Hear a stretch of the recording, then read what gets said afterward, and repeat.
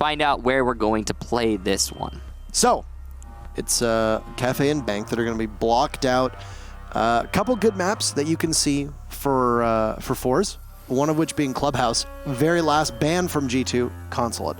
forZe's map pool is an interesting one because I don't think it's quite as robust as the rest of their, their brethren here in EU. I definitely get the belief that forZe have some very obvious maps they like to hide. Empire's the same way. Empire will insta-ban Villa every time. As the kids would say.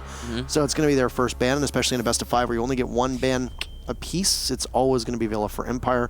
Here, I mean, the general rules, you don't take a Russian team to Clubhouse, it gets banned out. Border is also a good map for forZe. It also gets banned out. So G2 putting in their homework here. And a map like Villa, which forZe doesn't really seem to play, at least not from what I've seen. It's not a bad map for G2 either. Consulate seems to be a fairly even footing for the two teams. Yeah, no, I mean, both of these teams pretty good on Consulate. I would say, looking at the history, forZe has played a couple of teams there at OGA, for example, and in Challenger League. That's what I've got to work on in their recent history. So they haven't had anything actually relevant to talk about there. Whereas G2, they have played Consulate at OGA LAN. But they didn't win it. They actually lost that one to MIBR, and they played it before that at OGA Online versus BDS, and they managed to win that one.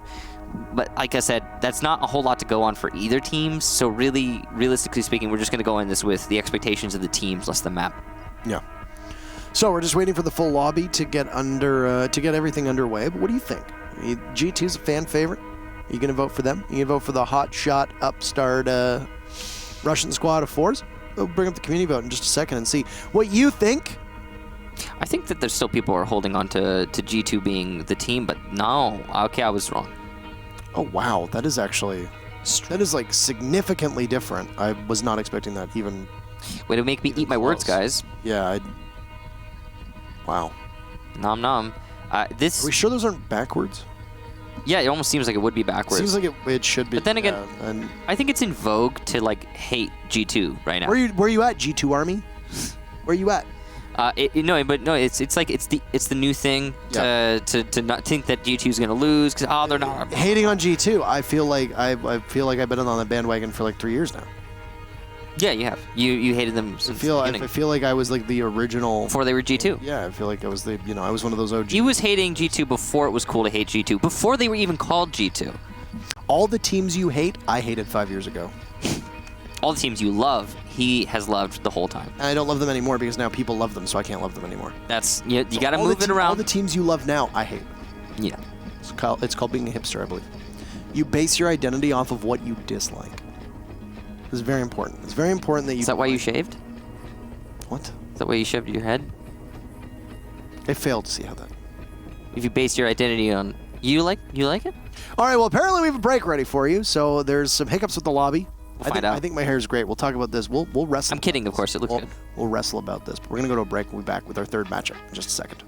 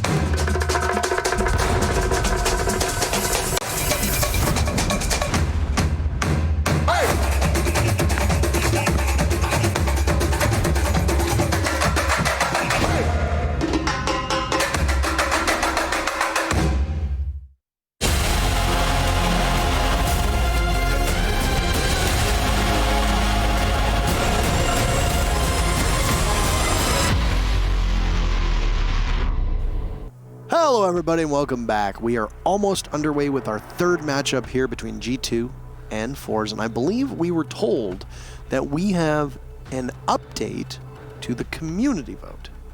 I don't know if that's ready for you. However, we were told that the original community vote, which put forZe at 60-some-odd%, was actually incorrect. 70%. So 22 and 8%. This is less surprising. yeah, I thought Pretty it was bang on.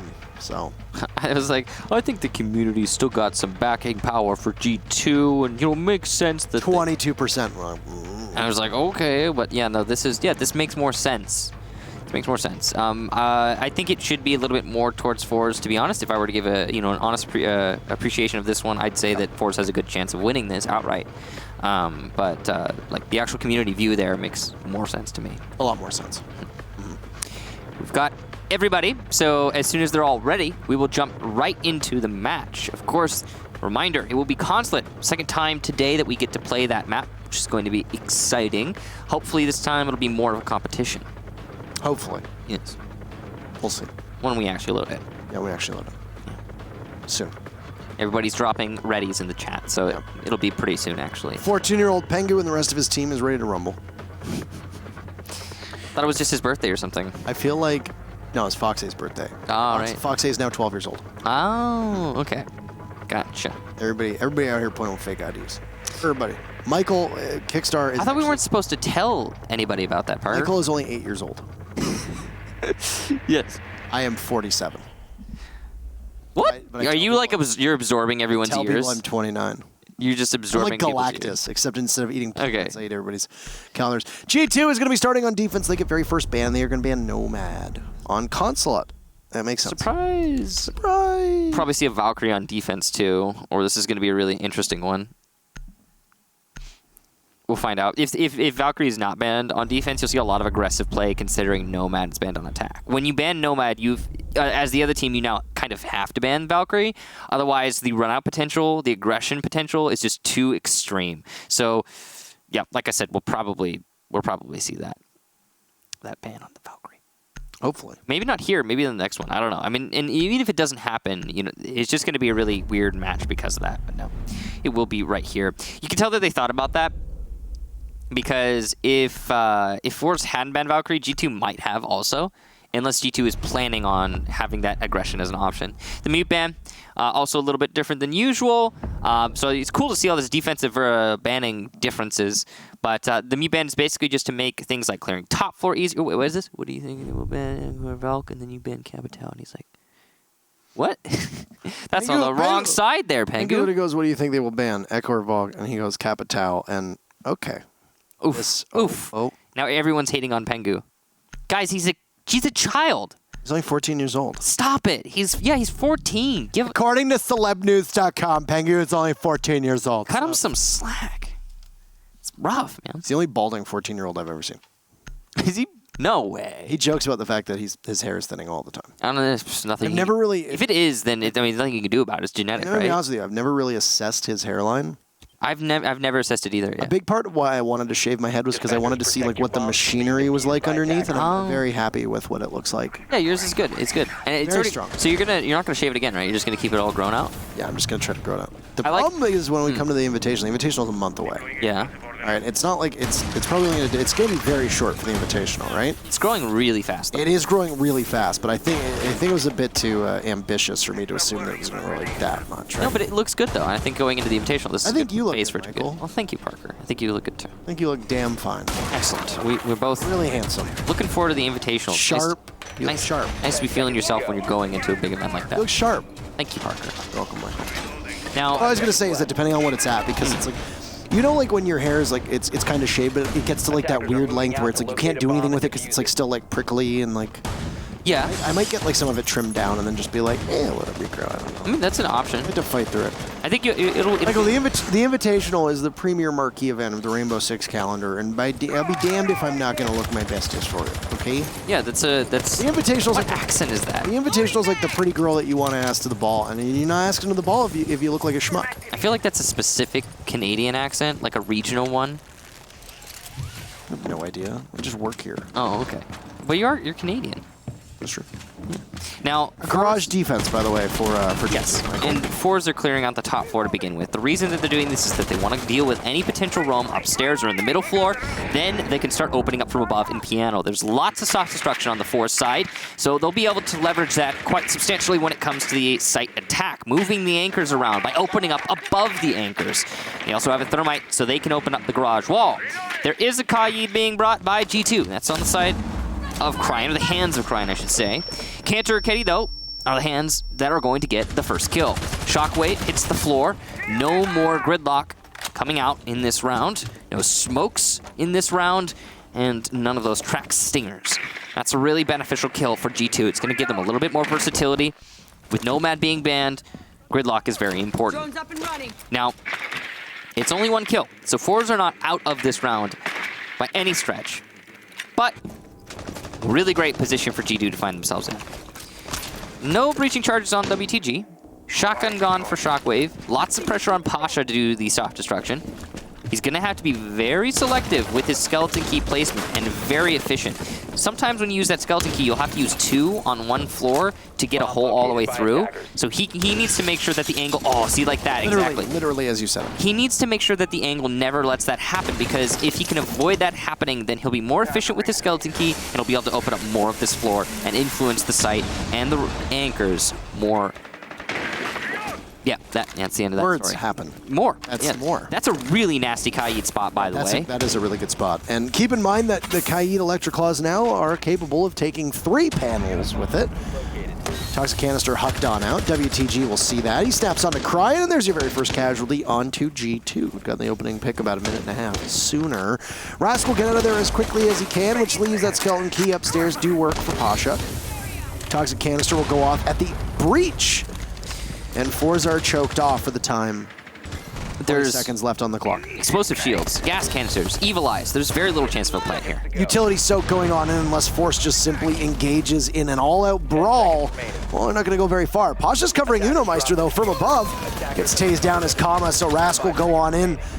There goes one to Pengu as he comes in, sprays out WTG. Rask gets taken out by the evil eye cam, and G2 will win the very first round. Yeah, no chance there for forZe. Absolutely no chance. Couple factors going into that. Big thing, Cantor Ketty, first pick, beginning of the round, really. Contact upstairs, and there was no response from forZe in the immediate. So G2 and Cantor Ketty get away from that nice and free, unscathed. Later into the round, we see top floor, middle floor control for forZe, of course, yes, but it's not used for very much, if I'm being honest. We saw the buck of Pasha manage to open up a couple holes, but he didn't get any of the crucial anchor spots. I don't know why I said it like that. Parker. Protect your body. Today is so weird. Today is something else. Today is something else.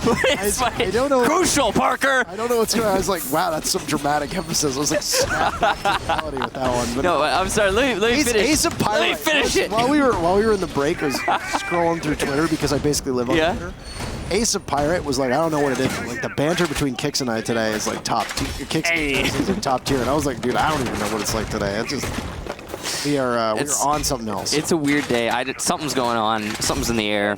But no, okay. But let me finish my point. So he missed some of the crucial anchor spots. So please, crucial. Please redo the emphasis on crucial.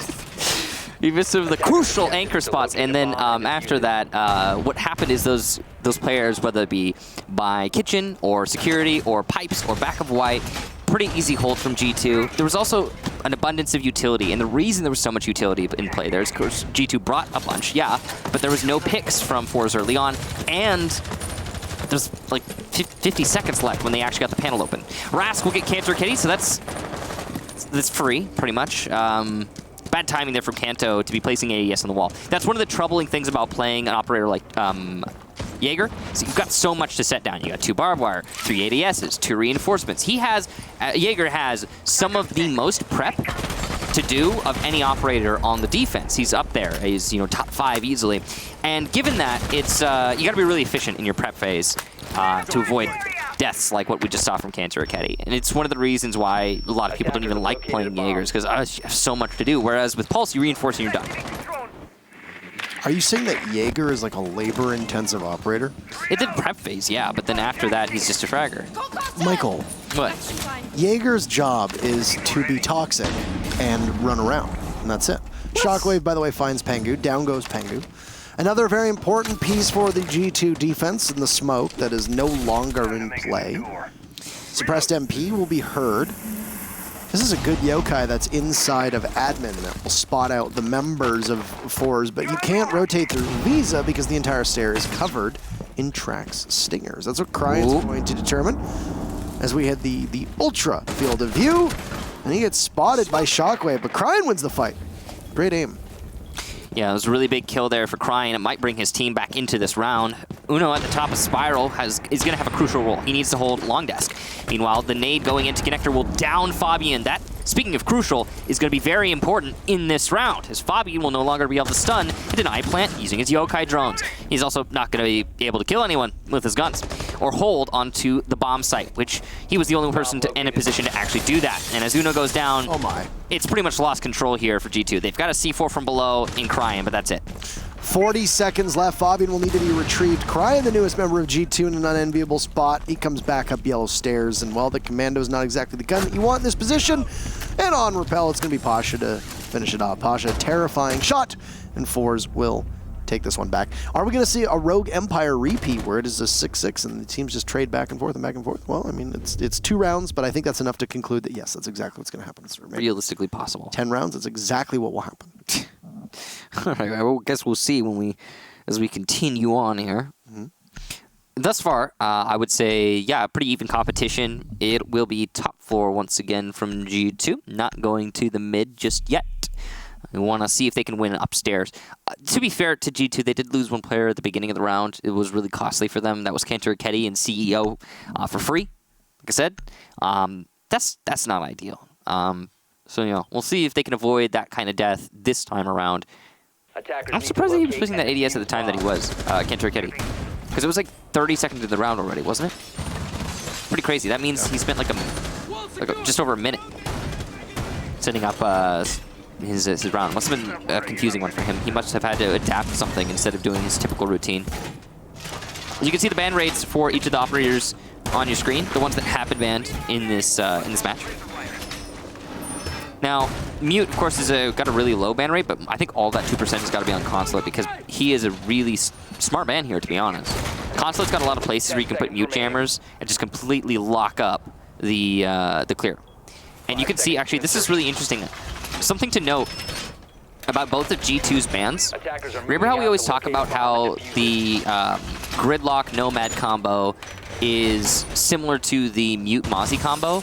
And that both of those like sets, if you double up on them, they can cause so much pain for the enemy team in one particular category that it becomes hard to play the game. G2 specifically banned to avoid both of those combinations. Both the Mute, Mozzie, and the Nomad Gridlock denied by G2. They clearly have read into forZe's operator selection and are trying to say, no, you can't do that. Because I'm sure that is a pain to play against. And that's why forZe brings it out. And they do actually bring out both of those combinations. So.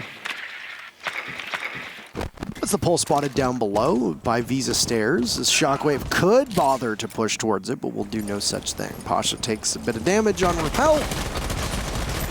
It could be through Projector. Who knows exactly where, and he'll go back up onto the roof. And just waste time. Don't see that buckskin very often, by the way, on this gun. Which one is it? Oh, yeah. That's the pole skin. Was it how old is that one? It's very old. Yeah, I think I have that one because it was like one of the way back when it was one of the few gun skins that looked good. I was like, I gotta have it. Oh, you can't say that. Uno from below. He's got a package with Rask's name on it. It happens to be explosive package. Rask is dead. So G2 gets the opening pick. Half of the round on in. There just weren't many skins, Parker. And yes, we have the first kill going the way of G2.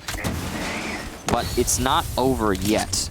Still plenty of time for forZe to execute onto the site. You can see Pasha's not sure if he wants to be on the balcony or not.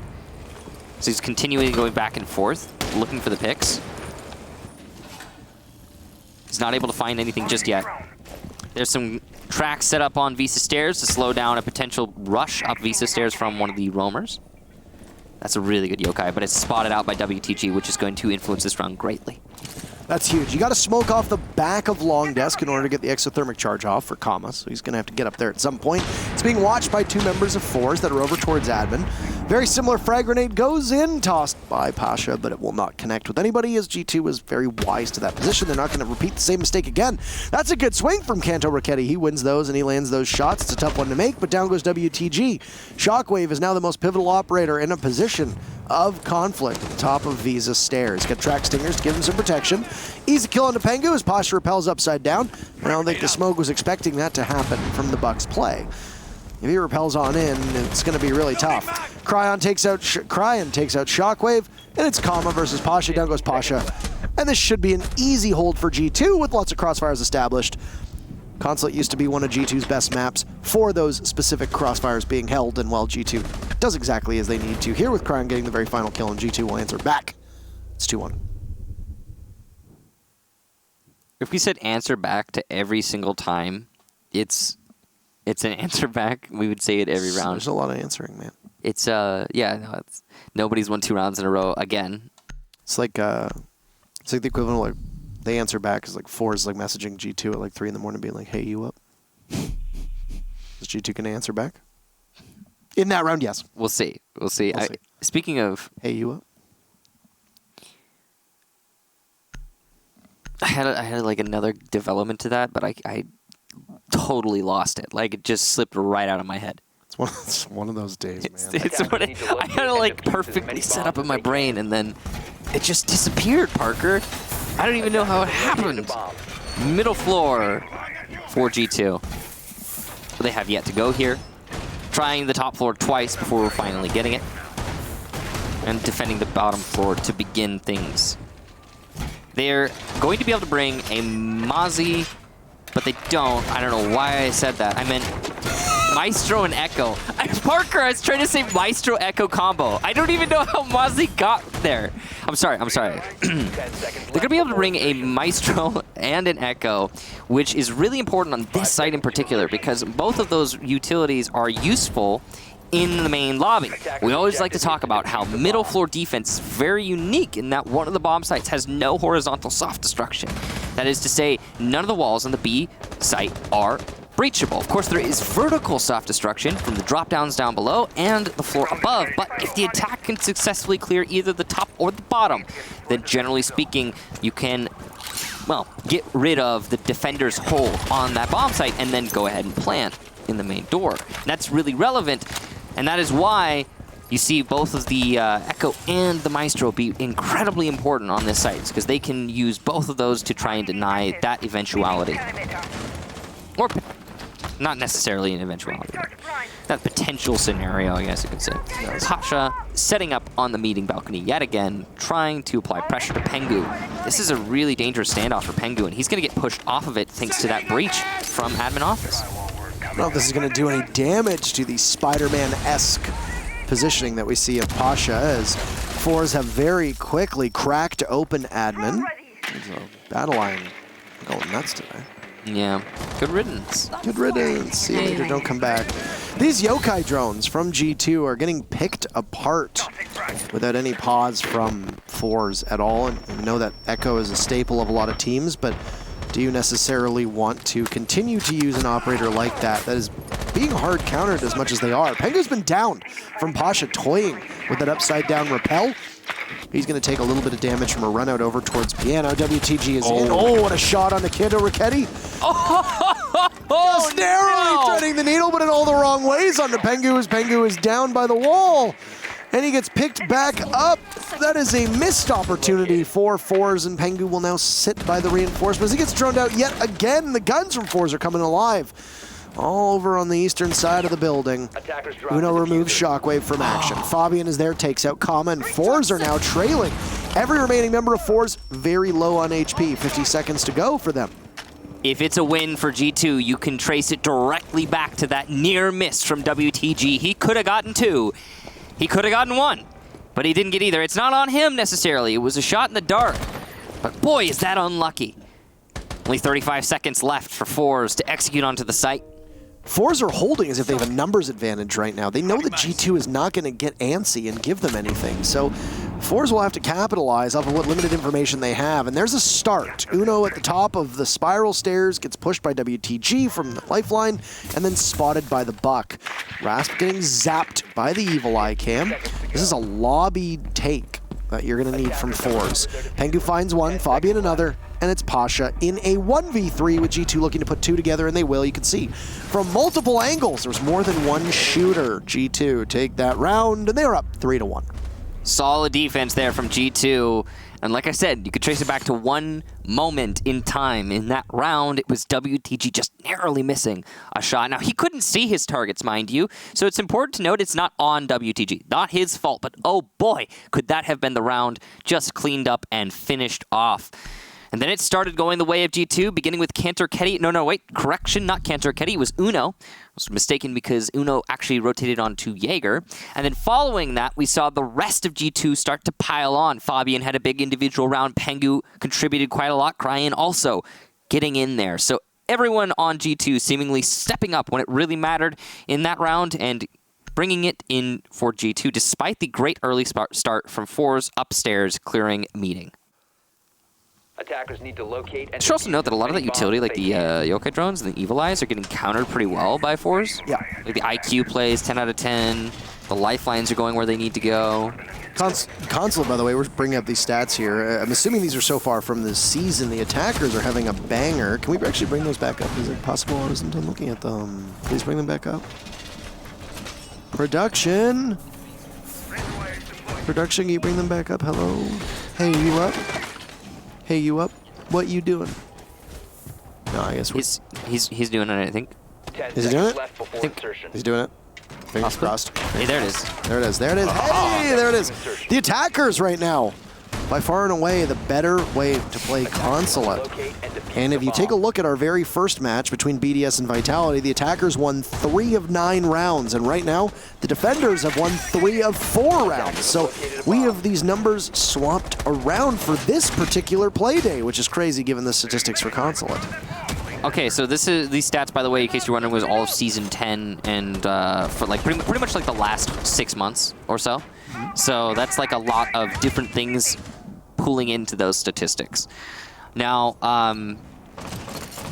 it's interesting. We've seen kind of like a shift in attacker-defender side in comp play of Siege, but anyway, that's Pulse right there being chased by Rask, but Uno's going to read the little sound of the suppressed P12 and run away. So the Pulse will persist. LMG being played there on Rask for forZe, and that's a powerful weapon. IQ LMG has been very powerful in the past and continue to do so. I think they put angle grip on that too, right? Or was it one of the other LMGs that they put that on? Which makes it really powerful because it always had a problem with Yes, the ADSB. it has angle grip on it now. Yeah, and that makes it really versatile. Everybody's running the angle grip on it too because it's very minimal vertical recoil, so why not run the angle on it? I just remember, I keep trying to remember to put it on my IQ every time I get home from a cast when I see it in Pro League, and then I always forget.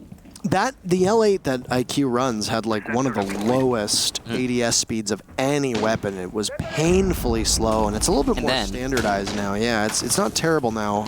Because of that. Whether it's better than the Commando is really personal preference, I think. Yeah, I mean they're all good. I mean, even some people like the AUG. You can't go wrong with IQ's weaponry. She doesn't have a shotgun though. She doesn't have the M870. Yes, that is true. Yeah. Well, yeah, no, she doesn't. As a 3-speed, I mean, you know, she's got that really good rifle power. But okay, sight pressure being put out here from forZe, and they're bucking from above, they're breaching from above. This is a much better vertical presence from forZe than the last time we saw them attack onto the bottom floor, but they haven't actually gotten anything out of it yet until just now. As Shockwave will down Cantor Ketty and finish him off. Killer didn't land a single shot against Shockwave there. That's uncharacteristic of him. Frag grenade sails down. It's Evil Eye. Takes out some gadgetry, but doesn't find any live humans.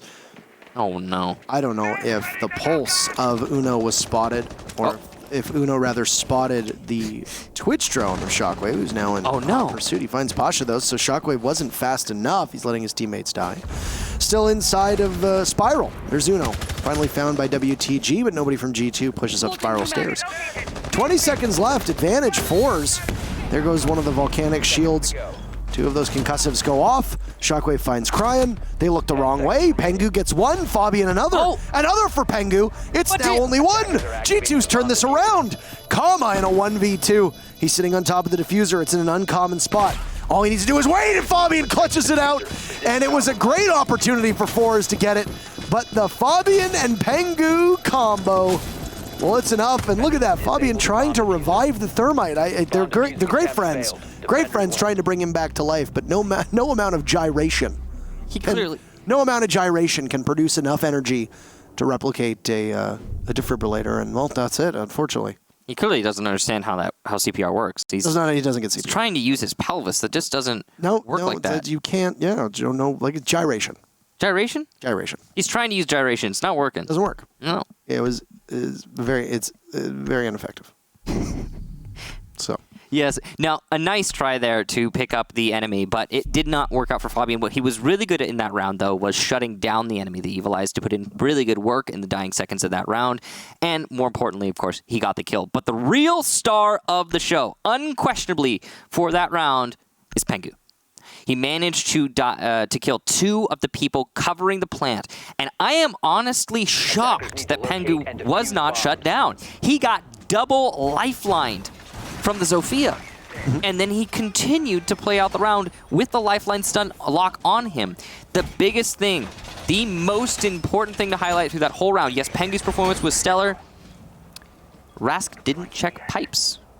How the heck did Rask not get the call that one is at pipes when the proximity detonating lifeline from the Zofia detonated twice on someone defending from pipes? Where's the disconnect in the information there where Rask doesn't even check pipes when he's coming up through the main garage?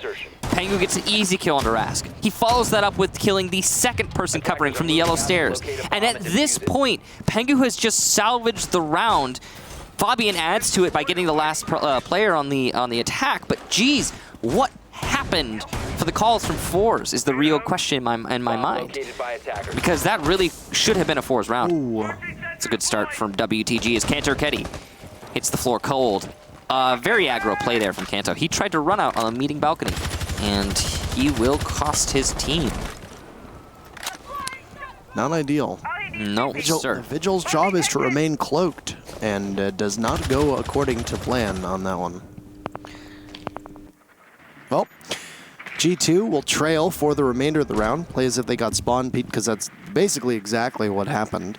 They've been very successful on this defense, where the stats on Consulate skew towards the attackers. We saw it earlier, so 54 to 46%. Lobby has actually been one of the best statistical sites for the defense, and if you're G2, you're hoping that that's the case. No. Just say it. No, I'll tell you later. I can't. It's a top floor clear from forZe, and they're already putting pressure onto Tellers. But the key thing to note here, guys, is I don't think that this is a Teller hard hold from G2. They're trying to defend this from below. You've got 2 C4s on the board right now for G2. You got a Pulse on the board. There is 1 player in Tellers to prevent an outright rush, and that's going to be Pengu, who will be felled by WTG, who gets his second kill for this round. Apologies, that was a lobby. You said it was lobby? The silhouettes are so strange when you look at it from certain perspectives. Yeah, no, it's. I was looking at it. I was like, that looks like lobby, but that also doesn't look like lobby. It's because it wasn't. It wasn't. Yeah. It wasn't. Weird day. So Kama coming into Visa, he is trying to get control of the Tellers, but he'll actually open up. Oh, hesitating there. Here's the pulse shooting. I think the IQ sees the pulse, I think, as well. C4 is pre-placed. The IQ knows this and will call it out. He's trying to shoot it, and you have to detonate that. There's no way it's going to get anything if you just let it get shot. Yeah. Creeping on down to capitalize off of this is WTG. Goodbye, Uno. It's big 3K. Drops like Pasha. Fabian's there, traded off by WTG. forZe ruthless on this entry. The Mozzie shuts him down and Cryan in a 1v3. But there's an open hatch above him. He wanders into his death.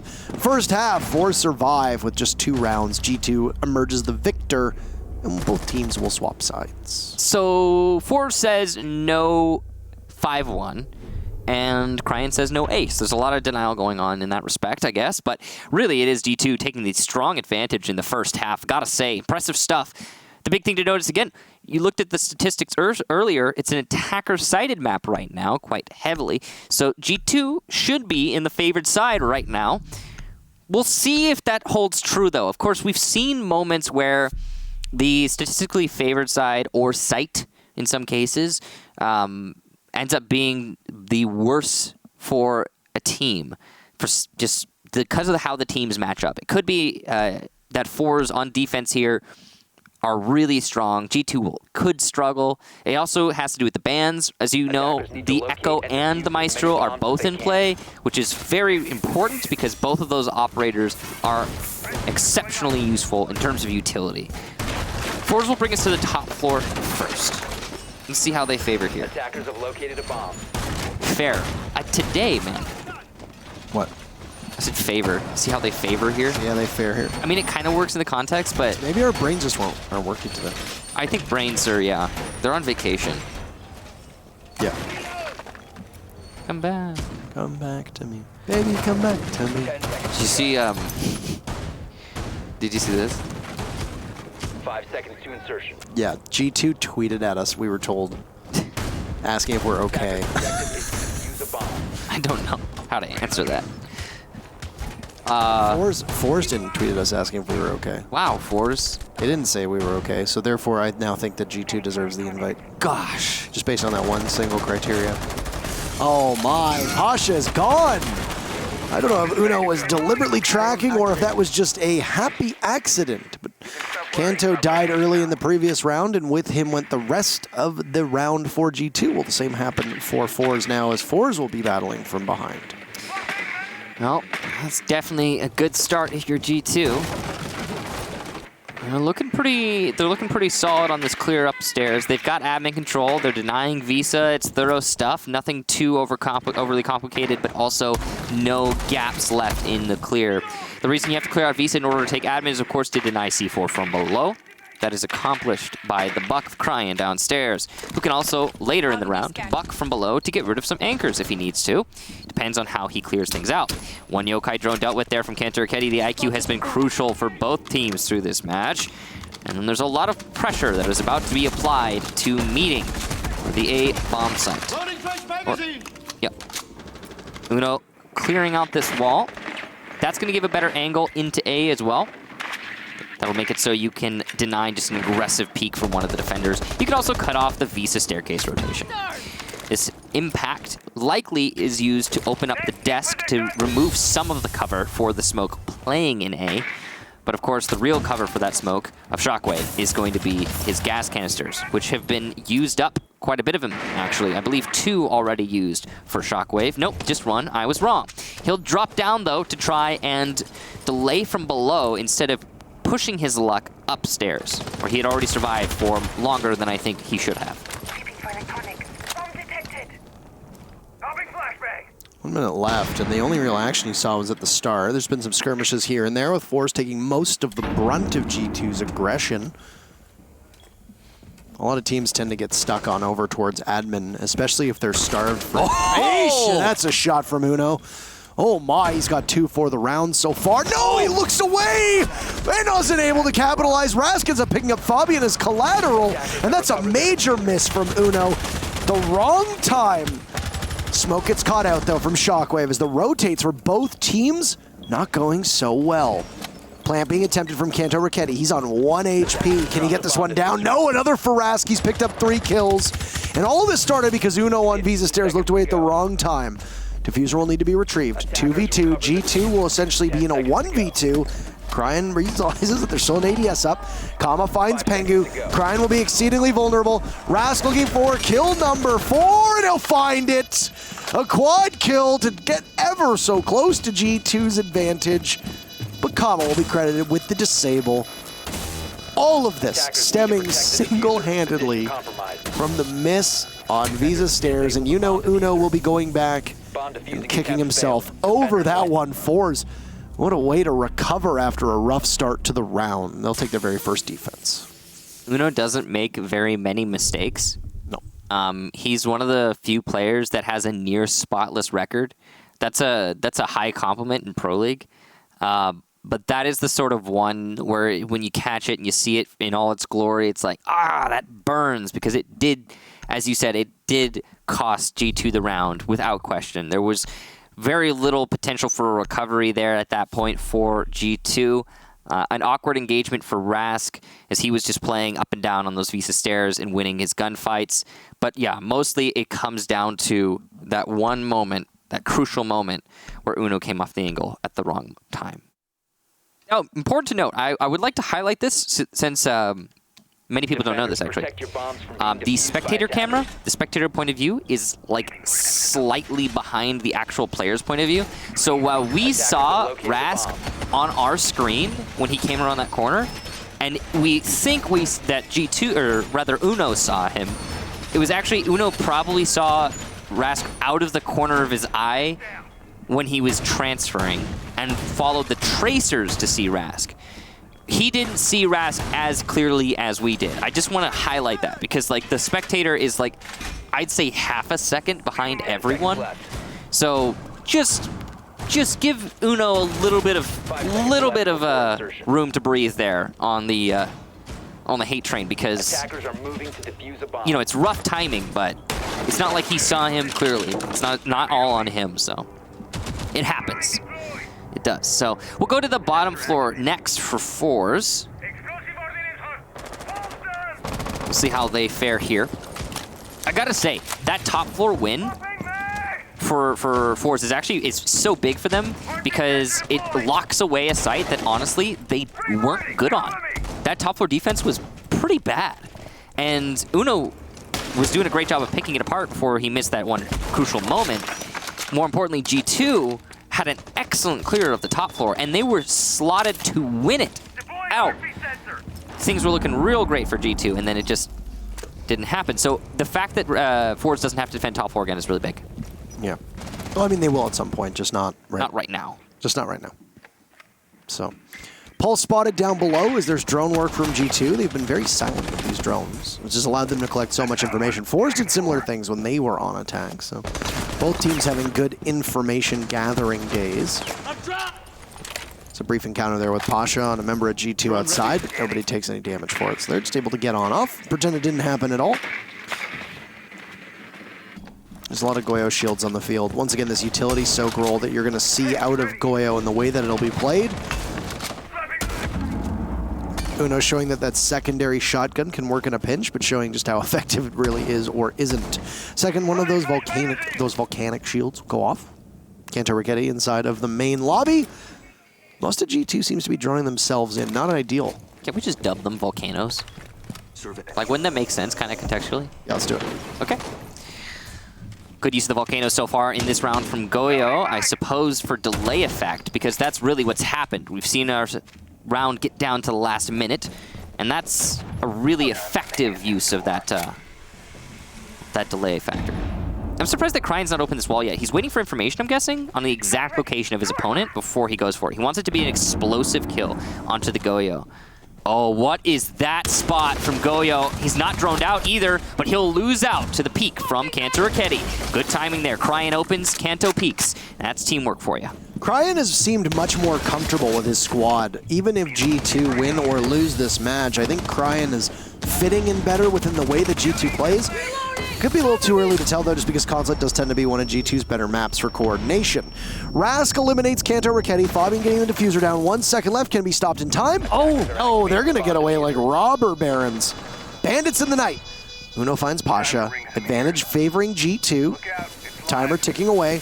And the exothermic charge will go off on the wall. Some late work being done. Fabian playing far from back. He sees the Maestro. Pengu takes out WTG. The opening with Rask there will find Fabian. Trading fire. Pengu will get 2 kills. Big round for G2, and they'll take it. 5-3 now. It's the second round in a row that the objective has gone down for G2. They're looking much better on attack and more comfortable than I anticipated. If you're wondering why the team hyped there, it's because, well, I mean, as soon as that plant went down, round done pretty much for G2. Was almost impossible to see them come out of that with a loss. The big thing that I want to highlight is how distracting G2 managed to be with lifelines and positioning of players in places like Piano, because there was still a lot of denial utility on the side of forZe. They could have stopped that plant. They didn't seem to know it was happening. That is crucial, absolutely crucial. Very impressive stuff from G2 that they were able to distract forZe enough to allow the plant to go down. 5-3 now for G2, and while we've seen some pretty impressive stuff from forZe as well, all of the rounds forZe had won, in fact, I would say have been just either great individual performances or absolutely flawless teamwork. G2 has been giving us much the same thing, but in more abundance, as they have managed to put themselves strongly in the lead, 1 round away from match point. It's 1-1 in this second half, though, so G2 have looked good, and I would say they probably should have won both attack rounds, but this could still go either way. A basement defense again from forZe. They'll try it second time. They have brought the Maestro, but no Echo. With the prevalence of IQ, the lack of an Echo is not exactly shocking, though I would say that IQ could strongly benefit them even without an Echo, given the operator selection on defense. Especially if you get that vertical control. You could shoot so much from above. Of course, though, G2's choice, and it's been working out for them pretty well with the selection that they've brought right now.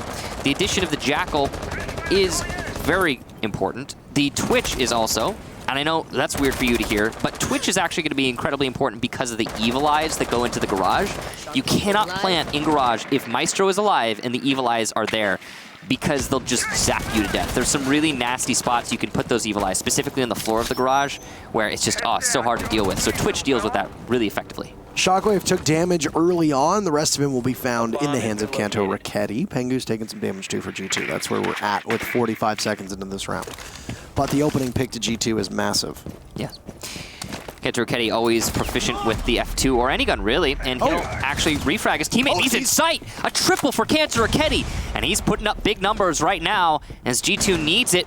This could be match point right this second. Fabian rushes in through the breach that he has just made, but Kanto Raketti is finally shut down by Rask, who gets his second kill. Rask always finding himself exactly where he needs to be. Cryan's on low HP, as is Pengu. Rask in the lead as far as that goes, but he's got one more gun to face off against when you compare it to G2, who's in a much more comfortable position.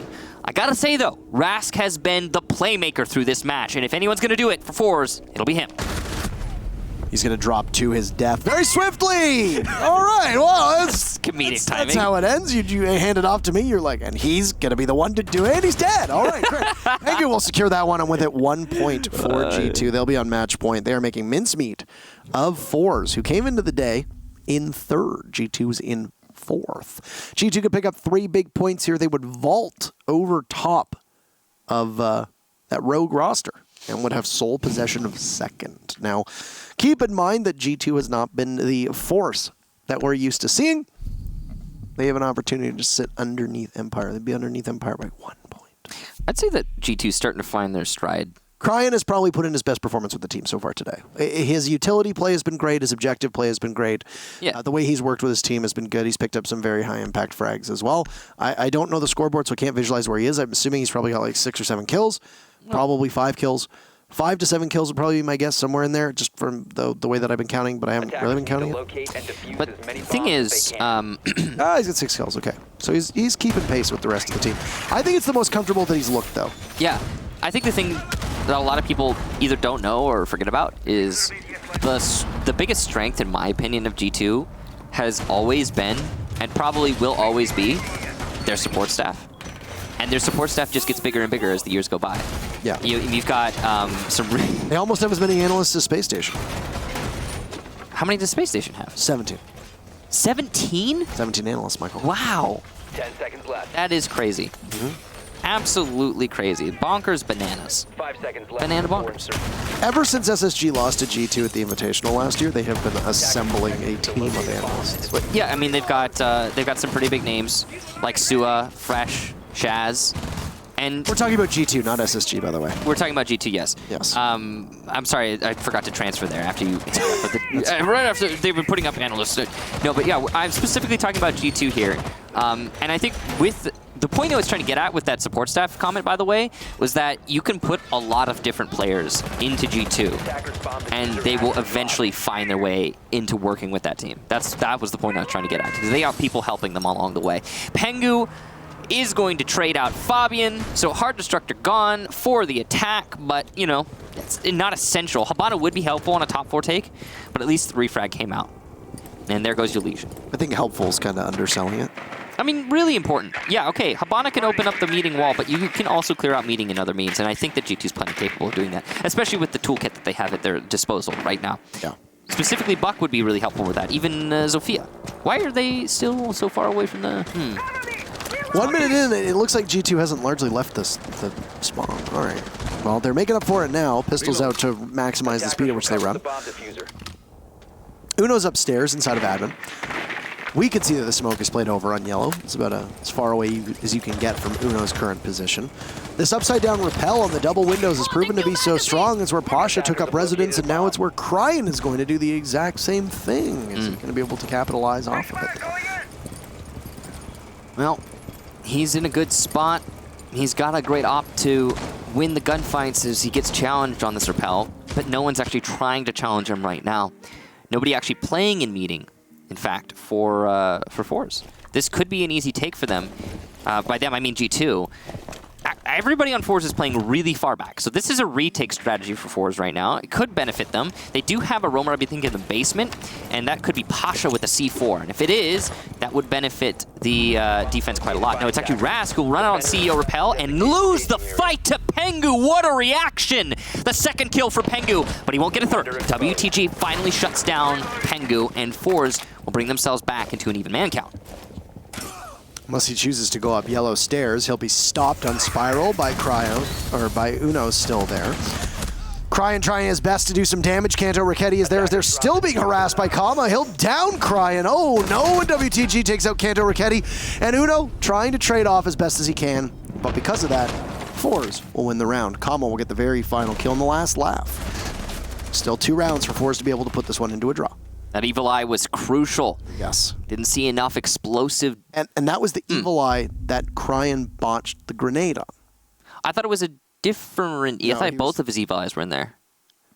Wasn't it? I thought that was, from my perspective, that was the Evil Eye that he missed. No, because I think the Evil Eye that was doing the zapping was by the windows, wasn't it? Between the windows and the door? I could be wrong. Maybe. I'd have to check back on the VOD. All right, I'll watch it. We'll find out later once it pops up. But yeah, okay. Well, it could have been the one that he botched though. Anyway, continue with your. No, that was all I was saying. Oh, okay. Well, it could have been, and if it was, then oh boy. But I don't really remember, to be honest. It's funny because everybody in the chat is telling us like we're gonna right now when they see it, they'll be like telling us exactly what it is, and yeah. Bottom floor. You can tell here from the round breakdown, this has not all just been a fist fight between these teams. First round won on time, then rounds 5 and 7 objective play. G2 has done a good job of being able to get that OBJ down, but they didn't that previous round. They came very close, tantalizingly close, I think some could say. Wait, what? They get 3 rounds where they got the diffuser down from my count. Yeah, it's been a pretty objective focused match from G2. I think that they've really doubled down on planning around a diffuser plan. Attackers are moving to defuse a bomb. I suspect that it's not just calls that are being made on the fly. Obviously, if we get to talk with the team, we can address it with them. They need to win 1 round over the next 2. We'll see if we get to talk to anyone because that might not happen. Yeah, we might have another draw on our hands. Our last match of the day is Na'Vi versus Chaos, 2 teams that look towards the bottom of the standings. Na'Vi, your reigning and defending champions, not having the best outing over the last 2 play days. First 2 play days as well. First and last 2 play days. What are we talking about? It's fine. I'm sorry. Okay, no. Okay, but so the round is happening. G2 are clearing out upstairs. There is a roaming presence here for forZe. You've got a player inside a CEO. Not sure who that is right now, but I'm guessing Rask. Rask has been, by the way, just tier 1 roaming lately. Absolutely right time, right place every time. But he's getting Jackal tracked right now. He's got Pasha to support him, and there's no one from G2 quick enough on the trigger or the foot to actually catch Rask as he falls away. That Jackal working really well for his team already. Is just pushing the roamer off the top floor that quickly is efficient. Yeah, Uno's being very effective at being able to take up tons of space on that second floor. Nobody's able to slow him down one bit. But now you know that you've got the second floor completely yours, which allows Kanto to drop on down, make some noise in the process. Pings from forZe as they sit in the lobby, and oh boy, if Kanto doesn't look, Pasha's dead, but I think Kanto knows, still loses it. How does the F2 lose that fight? It usually never does. Pasha, a great flick onto Kanto Raketti, and well, Kanto should have been able to win that one. Yeah, that was a big loss there from Cancer Raketti. Comes down likely to the fact that he was crouch peeking it, but he had to do that because the desk was covering him from his flank. It didn't for the entirety of the round, or that peak rather, but it was really important. Fabian will get Rast though, so it's not over. That's a really big kill from Fabian. The fact that he's managed to get that single frag will keep his team in things. Only 45 seconds left, though, for the attack to apply pressure, and this is a basement defense, so that's not really a whole lot of time.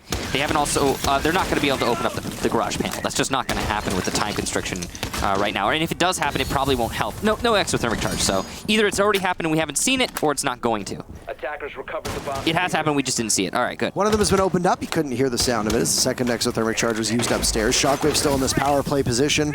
Given that he's got the yokai drones up watching, another kill for G2 as it's Uno taking out WTG. Goodbye to your smoke. Kama's still in action, and there's a yokai drone up. If they don't know, well, they're going to be able to knock out the thermite. Coming on in, there goes the yokai. Another kill for G2, and this is all over now as it's Pasha in a 1v4. Unless he can stop it, he can't. What a round from Uno, and G2 will win yet another match. They are showing a little bit better life than what we saw out of them in Season 10. 7-4 scoreline for G2. Pretty decisive one, yes, with the 7-4, but not as one-sided as it could have been. We had a couple moments there where G2 lets rounds just barely slip away with their over-eagerness. A few major mistakes, like it turns out there were 2 Evil Eyes placed inside of meeting from forZe, for example, on that top floor, and that double Evil Eye really did trip up G2. There was the round with Uno where he just barely got the timing wrong, and you know, little things like this, you know, not predicting 2 Evil Eyes, is that really like something that you're gonna expect? No, it's kind of surprising that you're gonna double down on the Evil Eye presence inside a meeting. The way that forZe played that was just a little bit off, and it caught G2 off guard. With the roam flank from Rask, I mean, that's just timing. You can't really do much about that. There's a lot of different things factoring in there, but G2 had a good match overall. And we'll get to speak with them. I always like speaking to them. I'm assuming it's going to be Pengu because Fabian doesn't exist anymore. So he's been deleted from the interviews. Yes. Yes. See you later. I like talking to Pengu, the 14-year-old Pengu. You can ask him when he's... Can you confirm or deny? Can you confirm or deny? I have a list here of things that it says about you on the internet. $2 billion worth. It says that you're worth $2 billion. Can you confirm or deny? You were also 14 years old. Is this true? Can you confirm or deny? Simple yes or no will do. You won by a score of 7-4. Can you confirm or deny? The rematch. I can confirm that one. The rematch goes in favor of G2. It was a rematch in the sense that they already quarreled once at the Raleigh Major. G2 won 2-0, and you know, Fabian was very critical of the fact that the teams played poorly against forZe. We have Pengu ready though, so we'll bring him up. We'll say hello to our favorite Danish player. Hello. Hi guys. Hello. You have more hair. I swear to it. It's growing so fast. It's testosterone. It's the alpha male genetics. Good job, Parker. The alpha male genetics. Yeah. Thanks, I mean, Pengu. I've seen you guys' values on these websites. Like, you guys are ballers, okay? Kickstart, don't get me started here, Michael. So he's seen it, so we don't even need to get into it. You are ESL tweeting that you were worth $2 billion, by the way. I didn't know that. Like, that's crazy. $2 billion. That's wild. Why are you playing Rainbow Six right now? Because it's fun. It's really, really fun when it works. Fun. It's not as fun when it doesn't work. But Ubisoft came in really close today, and they made it work before our game. Clearly, we are their favorite team, right? Because every game was not as good as ours because it was a bit laggy, but then they're like, G2's about to play. We're going to make it nice for them. We're going to... Oh, the timing! You froze. What? You froze. Tell him he doesn't know. Froze. Oh. You froze, right? Oh, as I you froze. froze. Would you like to repeat it, by the way? Anyway, I just appreciate Ubisoft fixing the servers. Bless. That's all I was saying. Bless. So you're saying that Ubisoft is playing favorites? It's weird. The invite is going to be on. Invite is coming up The invite's soon. going to be on Wednesday. They announced that they're going to be revealing the team that got it. I mean, there is always Can't wait for it to be Team Force on the Secret. line, so- Can't wait for it to be Team Team Secret. Secret, Eminem, Adventure Force. There's all Adventure Force is my pick. All right, first question for you. I want to talk specifically about the round where you and Fabian somehow managed to pull a victory out of your in a 2v4 on Garage with you playing on pipes. Walk us through that round. Give us your mind for a second here. All right, so basically, it was going really well. We had go-to shields, smoke grenades, we had mana bench, I believe, or at least we're equal. So strategies function as it should. All of a sudden, people die, shields are out, I have no smokes left, they have vertical play, there's a guy yellow, killing crying, and we're like, okay, we gotta win now. I push up, I hide in the corner, prone like I do best. Fabian's probably not doing anything, like usual. I get Sophia stunned, and I am crying for my life. I see a really small silhouette just yeeting through the bomb side. That's the IQ. I kill her. Fabian again. The enemy player throws himself at him because he has a bad aim, but he still kills him. I then take my shotgun, pew pew, smoke main, shoot the Sophia. She's injured, pew pew again. She's dead. I'm less than 20 health, which means I have no game sound. The guy's standing next to me. I have no idea. Crying yells, he's planting trash. He's planting trash. And then I said, okay. I peek it. I almost die. Fabian peeks it. We win. Thank you. See what happened. Thank you.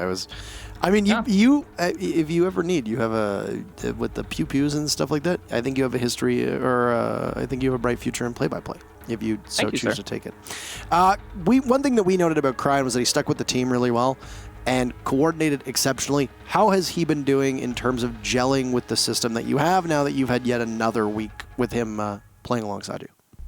Yeah, in our last interview, we mentioned that there was a wheel that was half broken, and Cryan wasn't a factor of that. It was the core of the 4 players. And I think with more time, as you've seen now, and as you'll see in the future, that the wheel will start healing and getting rebuilt, stronger and reinforced.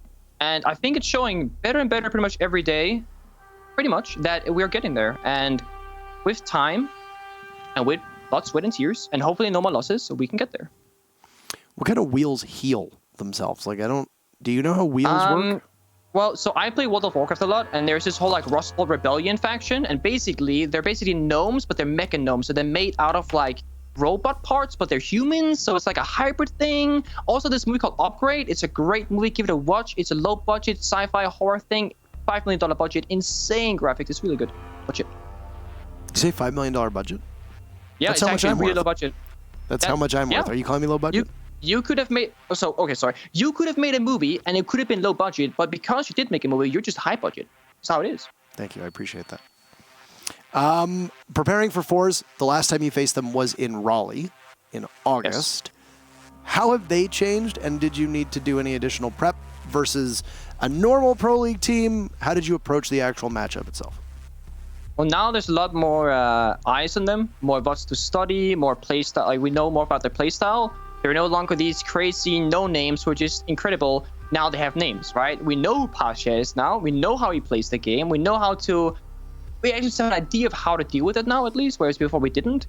And I think that was their biggest weakness before, the wild card, the underdog story. And I think they're still extremely strong. I said the same thing about BDS, and we saw them today just on full fire. So a lot of teams right now might be looking slightly weaker than they actually appear, and some teams might appear a bit stronger than they maybe are. And I think this season is going to be very interesting because of that. It's very shaky. We beat BDS, then Vitality beat us, but then BDS slapped Vitality. So, we beat, they beat, who beat, and then who's the winner? We don't know. I like this weird circle where it's like you beat them and then they lose to yeah. I wanted to ask you about that because we didn't get to interview you after that Vitality matchup on Cafe, was it? Yeah. I want your thoughts on Vitality because we haven't been able to talk to Vitality this week. What's your well, I mean, you said they got slapped earlier today. What's your take on Vitality? Your former cohort is on the team in Goga. What's your read on this team? My first read, just watching the lineup on a name basis and knowing the players to the degree that I do, I'm thinking it's going to be tough. It's going to be really hard to get up and going because they have not as vocal players as you would like in a team, perhaps, and they also don't have as strong of voices in the team. Beeble was the IGL, I believe, back when they were French, but now they're going international. How does that change the dynamics? Hungary is more of a support player. Goga is most of a support player. So will Steaky take over in the injury department with the shot calling up injuring? Nobody knows. As far as I know, no one except for Bibu is a highly vocal IGL. I could be wrong. I was extremely happy to see them do as well as they did because I honestly thought it was going to be really difficult for them to actually pull to that level. And we've been scrimming them. They've been doing great. That's all I'm saying. We beat them, of course, 7-0, but they were doing great in the rounds that they almost won. And I'm really happy to see Gogo succeed. I'm not as happy with him beating me as I would have been with me beating him, but I am happy that he had great performances across the games that he's had so far. Good. I just wanted to know if we aligned on that one, but because I like your insights. It's always fun to chat. And I'm gonna be honest with you, we didn't have a lot of opportunity to chat last season, so it's good. It's good to have you here. But anything to say at the end of the interview? Thank you to everyone, and remember to buy Parker's movie. It's a low-budget movie, but it will be great despite that. And of course, thank you for watching Pro League. This is Michael. This is Pengu, Michael, and Taro, and we're out. We're out. You heard it. You heard it here first. Always nice to talk to you.